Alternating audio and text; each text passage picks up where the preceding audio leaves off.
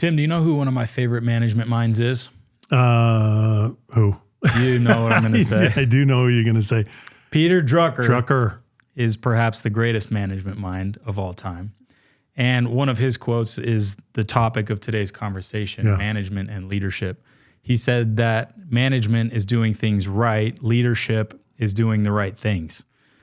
That's a quick sentence, just a few words, but there's a lot in there. Oh, there's a lot in there. So think about that. Management is doing things right. Well, who decides what the right things are that we need to do? Right? So that first part, management assumes that we already know what the right things to do are, so then go do them right. Well, what precedes that? Figuring out what those right things are, which is the leadership part of the equation. Yep. Which is perhaps the more important part of the equation. You would probably rather do the right things in a mediocre fashion than execute perfectly on the wrong things. Yeah, that's right. We'll get there. Yeah. But the difference between management and leadership is deeper than I think a lot of people realize. The traditional approach to management versus leadership is often leaders are inspiring, leaders are motivational. But we have a lot more in this episode. We're going to go beyond cliches today. And just that, hopefully. That's right. That's the goal. You can let us know if we did a good job by the end of the episode. Right. The greatest obstacle to learning is not ignorance, it is the illusion of knowledge. That's Daniel Boorstin. The reason I share that quote is that this may seem to be an elementary topic.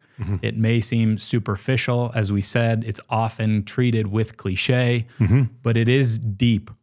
And if you peel back a few layers as we get into the topic, I think that people will realize that there's a lot here. Yeah. There's a lot behind that Drucker quote. And if you can understand some of the nuance and the intricacies that are lurking behind that superficial layer, you can unlock a whole lot of leadership that I think will be really useful for all of the listeners out there. And if you haven't read The Effective Executive, go do that too. It's timeless. It's timeless. It's probably better than the last 15 leadership books you read combined. Junior, unless you read more Drucker. I have to say that in just going through the outline for this episode, I felt that I was in a process of rediscovery, and I think I underappreciated the fundamental difference between leadership and management as applied disciplines. It's like an epiphany after all of these years, again, going deeper into that. Now, there are multiple dimensions which we're going to talk about, but the fundamental thrust, emphasis, and orientation of leadership versus management, not a small thing. No, not a small thing. And I hope everybody caught that, because that's like a baker saying that he underappreciates flour. Okay. So in this quote, management is doing things right, leadership is doing the right things. The production team told me that I've been annotating too much and that it's getting busy, so I'm going to erase that, and we're just going to look at it without my brackets. All right. Okay, let's go to the next one. This is the train of logic that I want to spend just a little bit of time on because I think it helps us set the stage. The first is that the world has big problems. Can we agree that the world has big problems? I think we can stipulate to that. Not arguable. Right. Big problems require big solutions. I think that standalone, not arguable. So far, so good. Big solutions mostly require big teams. Because of the breadth, depth, complexity of those problems. The sheer size and scope of the things that we have to deal with today require more than one person per issue. Yep. Big teams can't be flat. Can we agree that that's true? Why? Because the team gets big and we need roles and responsibilities. We need division of labor. So we're going to install a little bit of hierarchy. Yeah, let's say you have a team of 1,000. You're not going to have a flat team. No. If we're not flat, there's hierarchy. Also not arguable. And if there's hierarchy, there are leaders, and those leaders vary in quality. So if you take each of these steps independently, I don't think they're arguable, which means that as a whole, together, not arguable. So we end here. If there's hierarchy, there are leaders, and those leaders vary in quality. So as an organization, as a team, we're beholden to the quality of the leaders. We're not going to outperform our leaders. As you say, the organization reflects them, which is why we spend time on topics like these. And so as we become better managers, as we become better leaders, that rolls up through the organization. And if your role in your organization is to help make your people better, let's say you're in learning and development, then this is obviously relevant to you. Very true. Let's go through the 3 stages of leadership. Tim, can you walk us through these? Yes. So this is the fundamental progression of leadership. Leadership is an inside-out discipline. It begins in the inner world, right? So we lead ourselves, first domain, and we have to become competent. There's some threshold level of competency in being able to lead yourself, and then we go to the second domain, which is to lead a team. And when we say lead a team, we're really talking about what we call small unit leadership. What's the average size of a team, do you think, these days? 4 or 5? Maybe, yeah. Upper end, it could be, I don't know, maybe 10 or so. But that's a team, right? The team, and in today's world, across organizations, the team is the fundamental unit of performance, right? We use teams more than anything else. So that's the second domain. And as you move from leading self to leading a team, the nature of your contribution changes from direct to indirect. And there's a whole bunch of other implications, which we won't get into all of that. But domain 1, lead self. Domain 2, lead the team. Domain 3, lead the organization. So when we get into leading the organization, now scope and scale increase, complexity increases. So we have all kinds of new factors that are operating. So that's the progression. Lead self, leads the team, leads the organization. I want to call out that there are ceilings at these different levels, depending on how skilled you've become as a manager, as a leader. Sometimes there's a ceiling above you in lead self, and you have a hard time cracking through because the nature of your contribution changes fundamentally. Good point. As you said.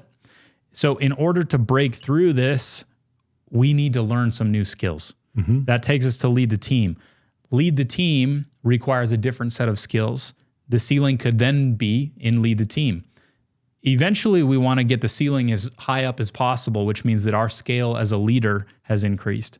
And we can move through the organization to greater levels of influence, greater spans of control, and be able to affect the outcomes at a huge level. Right. And I think as a leader, that should be our aspiration. You want to have positive influence. You want to have healthy influence.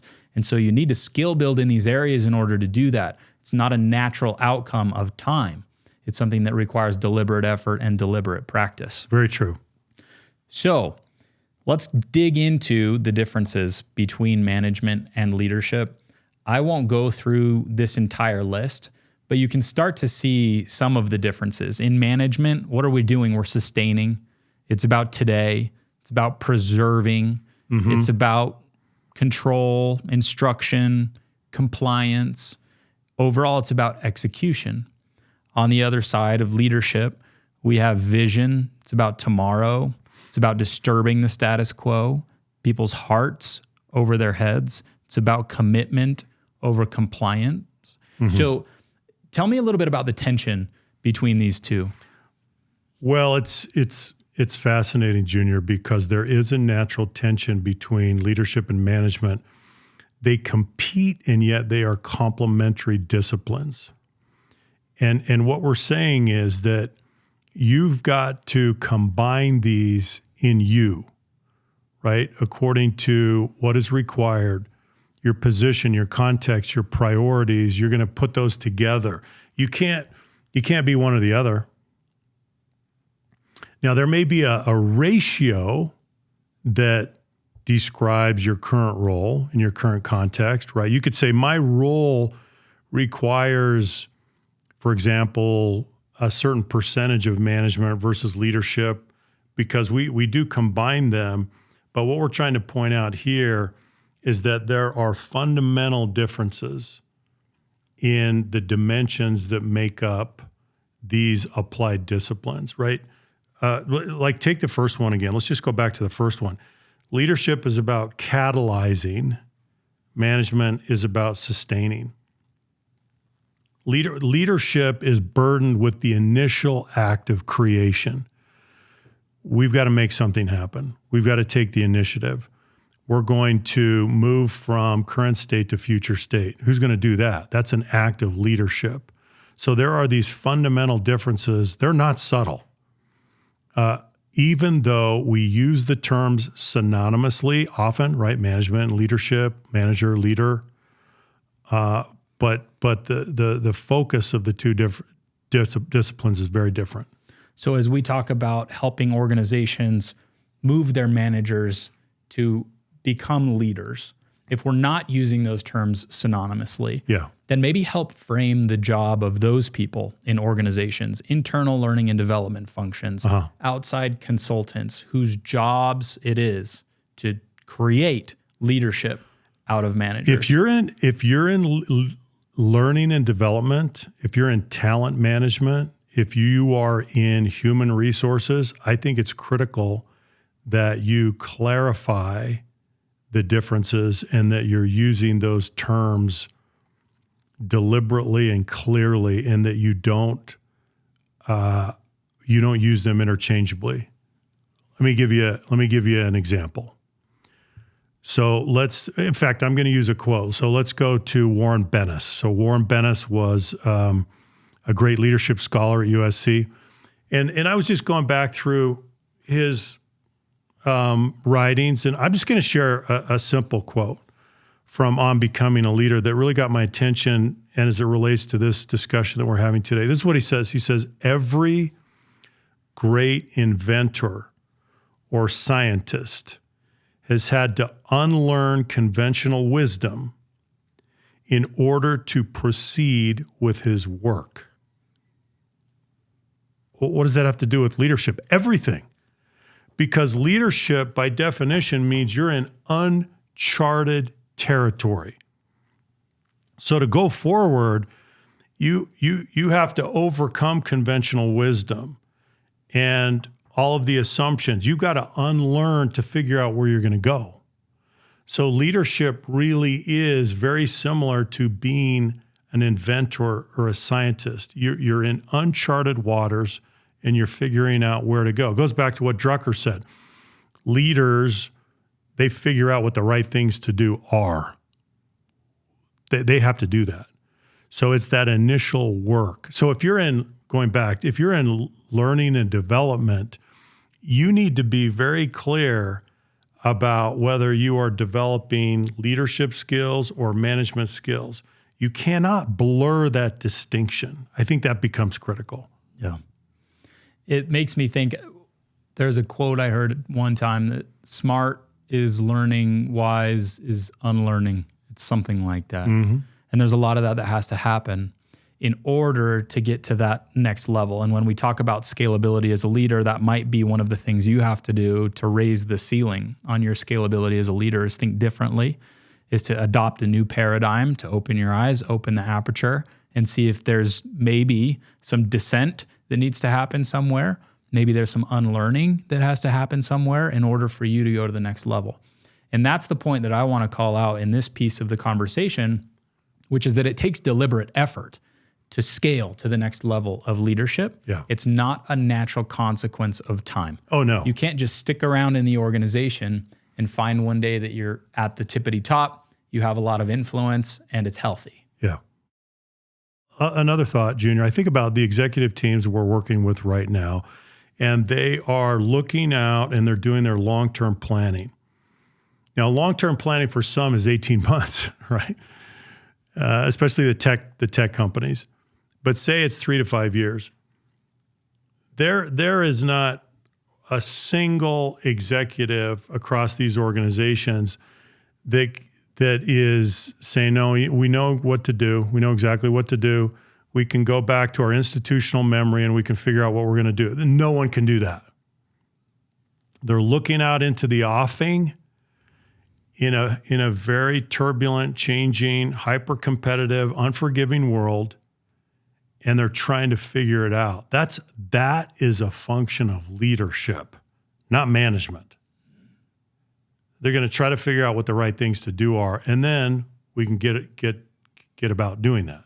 So how do we do that? How do we ensure that we're doing the right things? How do we ensure that we're doing the right things well?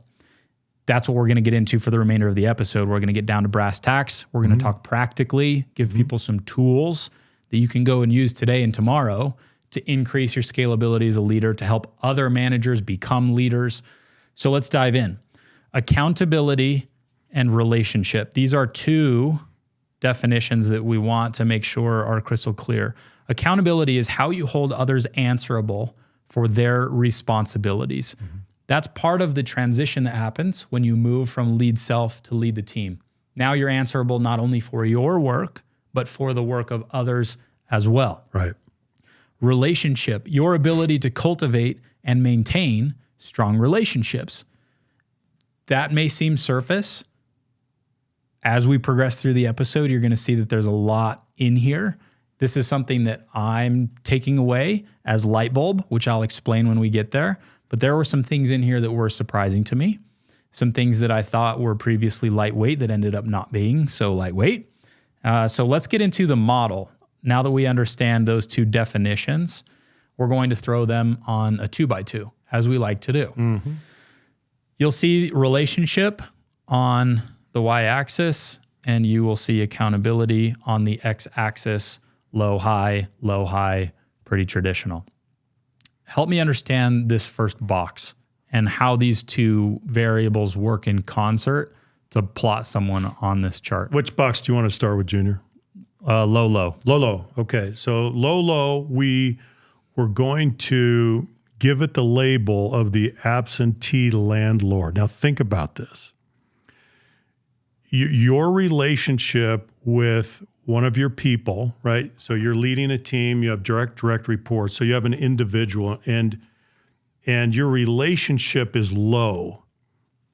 That means you haven't cultivated the relationship. You haven't invested in the relationship. The relationship is superficial. Okay, that's on one dimension. On the other dimension, your accountability is also low. So if you're low in a relationship and you're low in accountability, what is the nature of your overall interaction and interface with this individual? You're an absentee landlord. You're really not there. The relationship's not there. You don't hold them accountable, so you give them a pass.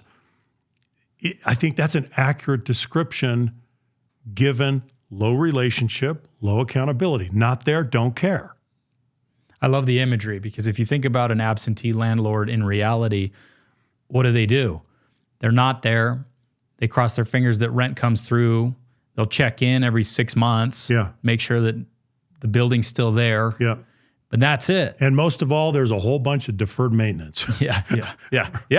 Right? Yeah. Well, I mean, talk about deferred maintenance and leadership. Exactly. That's a really good concept. This is the epitome of deferred maintenance in leadership. There's an HBR article lurking in there. There we go. There you go. So let's move to the next one. We've moved up relationship, but we're still low on accountability.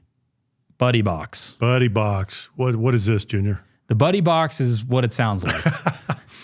We're just buddies. This is a pathology. Yeah, and I like to use the word buddy, right? Yeah. Not even friend. It's like, we're kind of pals, right? We could laugh about this one a lot. Yeah. If it weren't so common. True. Right? Yeah, and if the consequences weren't so pernicious. That's right. So the buddy box is high relationship, low accountability. I take you out to lunch, but I have a really hard time holding you accountable. Yeah. And so we can be friends, we can go out, we can laugh, we can golf, but at the end of the day, we're not doing things well because accountability is low. Yeah. Let's go to the next one, micromanager. Tell me about that one. Micromanager, relationship, low, accountability, high. That's so interesting. So I want to hold you accountable. I'm going to hold you accountable very consistently, very aggressively, but we don't have much of a relationship. So what are you going to think about that? I'm putting you on a leash this long? We're going to have fun together every day? You're a micromanager. So you as the manager, you are getting in the way. You are the leader. You have neglected the relationship axis. And that's your choice, right? You either invest or you don't invest, and it's up to you. But you have neglected that. And so the neglect of the relationship access and then aggressively holding someone accountable results in you being a micromanager. That's not going to go well over time. No, it's not. I don't care about you, but I care about what you can do for me. Right. And the pattern there ties into low social regard on the emotional intelligence front. So if you've heard us talk about emotional intelligence and the regard competency, often you'll find that micromanagers are low in social regard, but they're very high in the management competencies because they want to get the things done. They will check in, they will hold you accountable, but only for the purpose of execution. That's right. Now, the final box, which is where we want to end up, is the empowering leader. We've called it coach box, the leader box. We've called it a lot of things. Still don't know if this is the right thing, but we're going to call it the empowering leader for today. It's where we want to get. It's the aspirational box. It's where we want to go. It's high relationship, high accountability. So, Tim, it seems like sometimes these things are at odds, that you can't have the best relationship if you're constantly trying to hold accountable. Right. That's the immediate knee-jerk reaction from people like, well, if we're friends, like I don't want to sacrifice the relationship, but maybe you could tell us about what relationship really means and what a real relationship should be able to withstand. Yeah. So I think if for you viewers and listeners, you may be thinking that, oh, there's a negative correlation between the relationship I have with someone and my ability to hold them accountable. And I get that. If you think that, if you feel that, but on closer examination, and I want all of the viewers and listeners to think about this, on closer examination, if your relationship with someone cannot withstand accountability, then I think we need to question the nature of the relationship. Wouldn't you say so, Junior? Absolutely. Like, what's going on here? Absolutely. Like, if it can't bear the accountability, then that relationship, I would say, is not strong and stable and enduring in nature. Well, let's just ask the question to the listeners. Can you think about maybe a top 3, top 5 relationship that you've had with somebody in your life? In your life. Could be a significant other, a coach, a manager, just somebody. Was that relationship that you think was such high quality based exclusively on your ability to get along? No. Or did they hold you accountable? And did you appreciate the fact that they held you accountable? Yeah. If you think about those, hopefully everybody has had a relationship like this where the person held you accountable, but that you also knew that they cared tremendously about you as a person. Yep. And maybe that's why they held you accountable. So here's the counterintuitive part of this, Junior. The relationship enables the accountability. Love it. They're not negatively correlated. We just haven't gone deep enough. If accountability sacrifices the relationship, we're not there. Yeah. We haven't built a relationship that can enable the accountability. That's where we need to get to. That's what a leader's got to do. Well, the way you've talked about it is fascinating because you're talking about them as though they're sequential. And it seems that they are. I think that there is some sequence here. So which one's first? I think the relationship, you've got to establish a foundation there, build the foundation of your relationship first so it can withstand the accountability and enable the accountability. Well, there's an insight for you. So relationship first, accountability second. There has to be something there, some threshold level of relationship to withstand the accountability. And Junior, I'm going to make one more point. I don't think that goes away. So as you continue to coach someone, I think you still have to invest in the relationship. So for example, often we say connect before you coach. Same principle. The person needs to be validated again and again and again that you value them first, and then we can talk about performance. So that doesn't go away. It's not one and done. Yeah. I'm going to annotate a little bit more. Forgive me on this slide because this is the unlock for the episode. Okay. For me, as I was going through this and prepping for the episode, I've seen this model 1,000 times, probably 1,000. Probably. And to me, I don't want to say that it seemed lightweight, but it didn't seem like a big hitter to me. I thought, okay, buddy box, absentee landlord, like that's kind of cute. But here's what made more sense to me is when I superimposed, let's see if I can do it, management right here. Mm-hmm. And over here, whoops, that's going to follow me around. I'll just do this, leadership. Gotcha. So Here's my hypothesis. As I was going through, I thought, well, maybe it'll work, right? Maybe I could put management on this axis, leadership on the other axis, and, we're going to be, I can argue that it'll work. But the more I thought about it, the more I was convinced that it works really well. And we'll get into why, but management is much more about accountability because it's about execution. execution. If we go back to the Drucker quote, Yes. there are a couple lines of logic here, so try to follow. If we go back to the Drucker quote, he said, doing things right is management. Mm-hmm. Doing the right things is leadership. Right. Doing things right is about accountability, which means that it's in the management bucket. Doing the right things is about leadership, which means that it's about relationship. So then if you take it a step further and you talk about maintaining the status quo or disturbing the status quo, execution versus innovation, which one gets you execution and which one gets you innovation? That's right. The one that gets you execution is management. Execution. That's the outcome. If you do this well, you execute well. You do things well. You do things right. Doing the right things is about innovation, which is about leadership, which is about discretionary effort, which we'll get to. But that's the unlock for me, and I wanted to call that out to the audience, is that if you swap out accountability for management and leadership and relationship with leadership, then it makes it a little bit more interesting. The insights go deeper. Yeah. Well, Junior, we'll get to this, but that relationship between the connection between relationship and leadership and innovation, I can't wait to talk about. Yeah. Because it's not really intuitive at the beginning, maybe. Yep. And once again, I've created a Pollock here. So there's my art.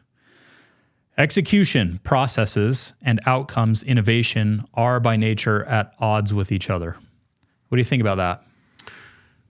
I think it happens all the time. I think we get fixated on processes. We obsess on processes. And eventually the processes become the goal. The processes become proxy for the outcomes that we are seeking when that's just not the case. So they take over. Right? They take over and they become the goal when they're not the goal. Processes or execution or management, as we've said, these are all synonymous for the purpose of this conversation, is about quality control. It's about risk management. Yep. And risk management is counter innovation in most cases because innovation is about fundamentally deviation from the status quo, risk taking, and making a bet. So there's going to be natural tension. And that's where the tension comes out, where the rubber meets the road, is what are we going to do with dissent that moves away from just executing the process? And that's where the innovation argument comes in. So management, I'm accountable for keeping our processes moving. Leadership, I'm accountable for every outcome my team creates. Management, execution, leadership, innovation. So what does leadership have to do with innovation? This is a question I want to spend a little bit of time on. The more I thought about innovation and deviation from the status quo and relationship and doing the right things, my mind was swirling with all of these different angles of leadership. And I thought, well, why does that result in innovation? What is it that gives the innovation result? And I started thinking about relationship specifically. What is it about relationship that unlocks innovation. Exactly. The more I thought about it, I kept coming back to discretionary effort. And I thought about where have I seen environments of low relationship and high innovation? Nowhere. No, I don't. There's certainly not a pattern. No. It exists, but it's not the pattern. It's the absence. Right. So you brought up an interesting point, which was how much innovation comes out of totalitarian regimes. Yeah. Yeah. Yeah. Why? No kidding. Why? Because how much discretionary effort is there in a totalitarian regime? Exactly. None. Right. None, as close to none as you can probably get. And what is it about the regime that results in low discretionary effort? It's low relationship, put nicely. That's what it is. So what do we move from? We move away from commitment and we move to compliance. That's right. The discretionary effort goes down. I act out of self-preservation and we maintain the status quo until the ground shifts beneath our feet and we're no longer where we were and now we can't compete. Yeah. So competitively, if you want to make the competitive argument, if you want to drive bottom line results for an organization, you need innovation. If you need innovation, you need discretionary effort. And if you need discretionary effort, you need relationship. So that's what was so fascinating to me about that y-axis on the chart, is it made me think, oh, okay, this is what we're talking about. The relationship has to be high so that we can get discretionary effort from our people. Mm-hmm. And conversely, when I have looked at environments of high innovation, there's often high relationship, almost always, because people might stick around for that next little bit of work.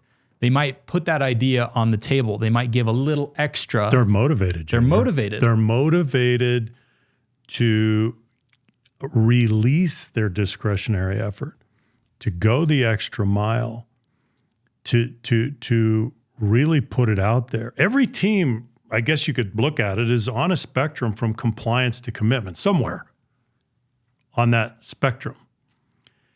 And so if you're at the compliance end, chances are that's induced by fear.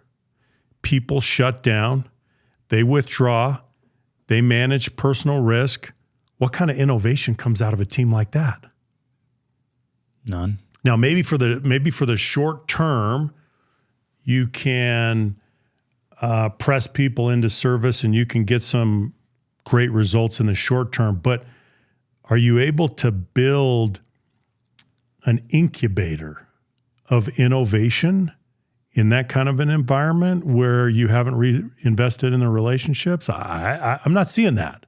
Well, that's the real question, is if you said all else equal, let's say that idea is arguable. Maybe you can press innovation out of people. All else equal, which team do you think would outperform? The one that's innovating out of discretionary effort or the one that's innovating out of compliance? Discretionary effort's going to win by a landslide. We would choose that every time. And how about for the long term? Oh, yeah, certainly. The capability to be able to do that. Certainly. Yeah. Yeah, that to me is a really interesting topic, something that I'm going to be thinking about a little bit more. So if you want to become better at doing things right institutionally, then you need to increase accountability. If you want to become better at doing the right things, you need to increase relationship. That's the practical outcome of this conversation for me, is look at the organization. What does it need right now? Now you know which axis you need to work on. And we have plenty of content about doing those two things. How do you transfer accountability? The 3 levels: task, process, outcome. We talked a lot about relationship, psychological safety, emotional intelligence. There are tremendous resources for getting down to the brass tacks of how to do both of those things. So here is the summary. Management is about increasing accountability. If we do that well, we will get predictable execution. Leadership is about improving relationships. If we do that well, we will get consistent innovation.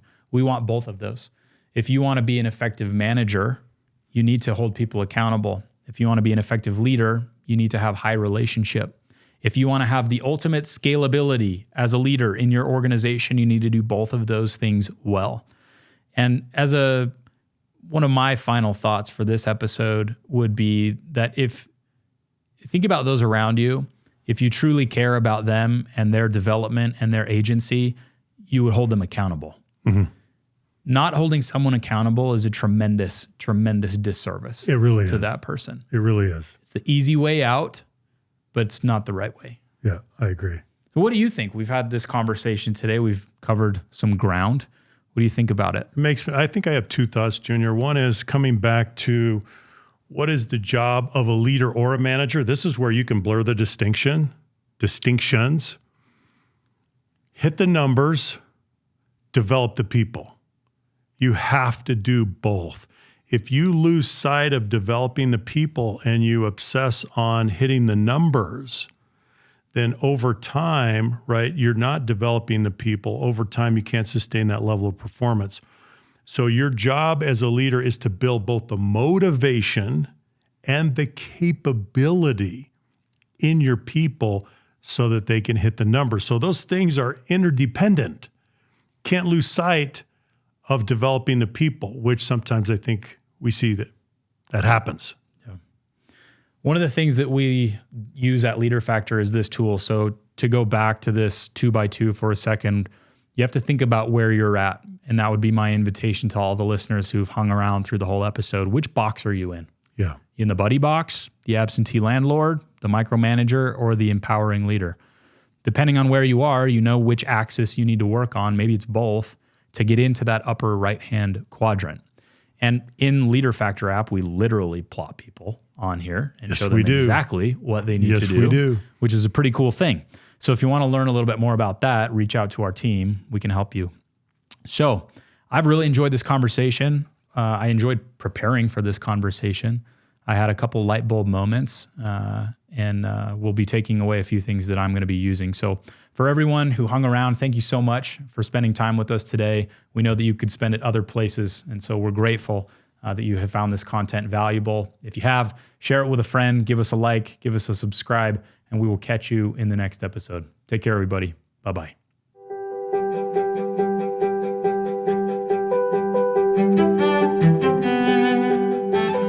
Hey Leader Factor listeners, it's Jillian. If you liked the content in today's episode, we've compiled all of the concepts and slides into a downloadable resource for you. Click the link in the description or visit leaderfactor.com to explore our full content library. Don't forget to subscribe, and we'll catch you in the next episode.